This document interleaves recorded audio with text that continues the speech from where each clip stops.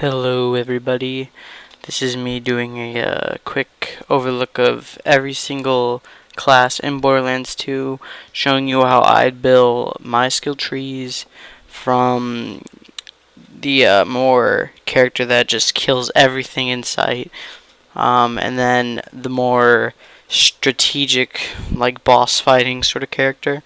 Now, keep in mind that when I do the boss fighting characters and some of these trees I kind of built different than how I would do it, but I was just thinking in the mindset of doing the most amount of damage and stuff like that.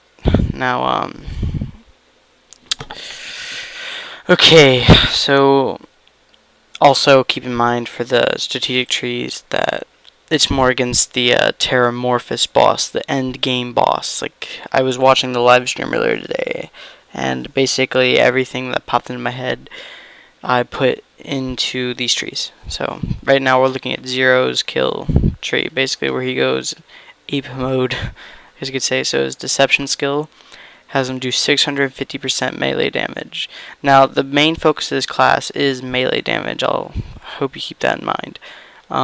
The main thing that we're trying to do here is kill as many things as possible and stay in deception, which is what Many Must Fall does. Killing an enemy with a melee attack while in deception is active causes you to deploy another holographic decoy and re-stealth and add time to the duration. Now, I'm pretty sure that resets the duration completely, judging by what they said, plus it's only 5 seconds anyways. So, killing blow. Oh, and also, if this is probably how you get the achievement, when you're in it for 10 seconds. Okay, sorry about that. My mom walked in and she was all like, "What are you doing?" So that happened. Okay, so the main part of this skill tree is to focus on melee damage. So this 500, this basically when maxed out gives you melee damage plus 500%, and plus the 650%, and all the other percentages that you're going to gain from this skill tree in this one is pretty crazy. Iron Hand increases your melee damage as well as your maximum health. Backstab comes in handy. I mean, it's more melee damage that you're looking for. This Execute does more melee damage, I believe. Wait, hold up. Yeah, dealing massive damage. So I'm guessing that there's like a hidden damage boost in there that's not given. And also, it allows you to lunge. So when you're in that quick, like 1 second to go on deception, it'd be pretty good to dash forward and get that kill. Once again, more melee damage, and it increases your movement speed after every kill. It does not stack, sadly, but this way it'll allow you to go from target to target after killing someone in deception. More melee damage, and while moving, so it could probably go hand in hand with the Execute, and then the Many Must Fall, which we already covered. So basically, you're going to be going from target to target, killing them with your sword. So this is like more I guess you could say just a crowd of enemies and you're just going in with your sword.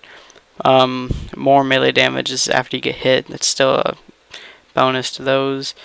Increases damage when attacking from the behind. That's including your sword because it just says attacking. So that's still more damage, I guess. This way your decoy just explodes with shock damage. You can't go wrong with that, really. This death mark, it comes in handy for your teammates, but it also can come in handy for you if it's a higher ranked enemy and that percentage just can't seem to do it, I guess. Rising shot, I just put 1 into this because it does help with a melee damage, and it also stacks, so you can't really go wrong with that. And then this one, more movement speed, and you regain health while in deception. So that is the pretty much all-out war class with Zero. Moving on, we've got the more tactical boss fight sort of thing. So once again, we have deception, reload speed, that way you can reload fast, you know, run and gun. While your shield is depleted. Now this happens a lot, because while I was watching that video, it was kind of crazy how much they were like losing their shield and they're being damaged like crazy. It was too much, like, when it's attacking someone else, that's most likely going to happen if you have a good Gunzerker on the field that's just taunting him with his double bird. That's what most people seem to be calling it. Now, Death Mark, doing the melee damage. I know it's kind of hard to get close to Teramorphus, but that's where Death Blossom comes in, because then you can apply Death Mark from a distance. So that's pretty good. Each successful melee or ranged attack gives you damage bonus. You can't go wrong with more damage. We've already seen that one in the previous build. When you fire a gun, you have the chance to fire 2 shots, which is, you know, pretty good. Increases your melee damage and your health. That's mainly for the health so you can survive. Critical hit damage, because you're going to be doing crits on that thing like crazy. Well, I mean, I don't know why you'd... Sorry, my iPhone keeps going off. I don't know why you'd keep attacking him in places where you don't get crits. And then this is just accuracy, so when you're far away, you still can hit him. This is my all-out Gunzerker class. Gunzerking, if you guys don't know, it's right there. Well, what it is, I mean, if you're watching my video, you most likely know what it is, but anyhow. Reloading your guns give you a fire rate bonus, and mainly this class is just like running in, gunning, going Rambo. You're just switching weapons, reloading like crazy, you know how it works.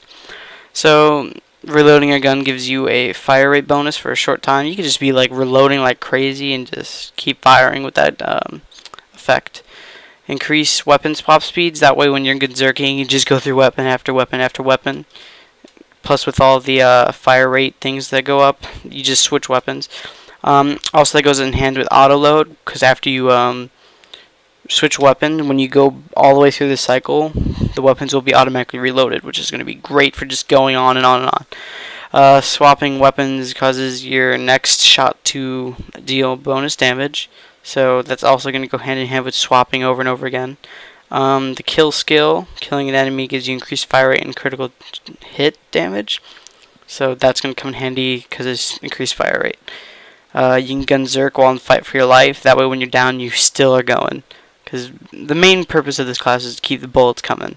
Keep it piping hot. While Gunzerking in the process of cooling down, you gain bonus gun damage, melee damage, and grenade damage. That way when you're not being a badass, you're being a badass. No kill like overkill. When you kill an enemy, you gain a bonus to gun damage that will equal the amount of excessive damage. Now, if I am... This skill might be useless if it's just the first shot that gets the excessive damage. But if it's every shot during that kill gets the damage, then that is incredible. Because I guess it could kind of be considered it'll keep stacking higher and higher.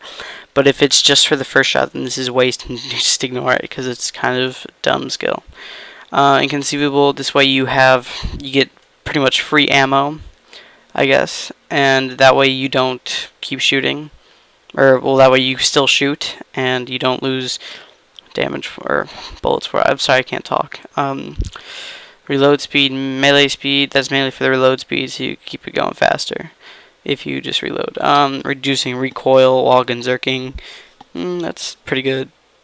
And increases the duration of Gunzerking. I really wish I could get this up, but we probably will when DLC comes out. Now, there's survivability for boss fights. You're basically going to be tanking him, taking basically all the fire and keeping him busy. The boss, at least. More health, movement speed, and reload speed from getting cover to cover and reloading. That way you're still not necessarily useless. While Gunzerking, you regenerate health. That way you can stay alive. Hoo-hoo, staying alive. Increasing the fire rate while your shields are depleted. Well, that way you can fight to survive, I guess. Also note the, what's it called? Gearbox basically helped finish off the game that took like 12 years. Duke Nukem Forever, I believe it's called. Just got to real, more gun damage, can't go wrong with it. Sexual Tyrannosaurus gives you more health, you can't go wrong with that. And this is the main skill that will basically allow you to tank.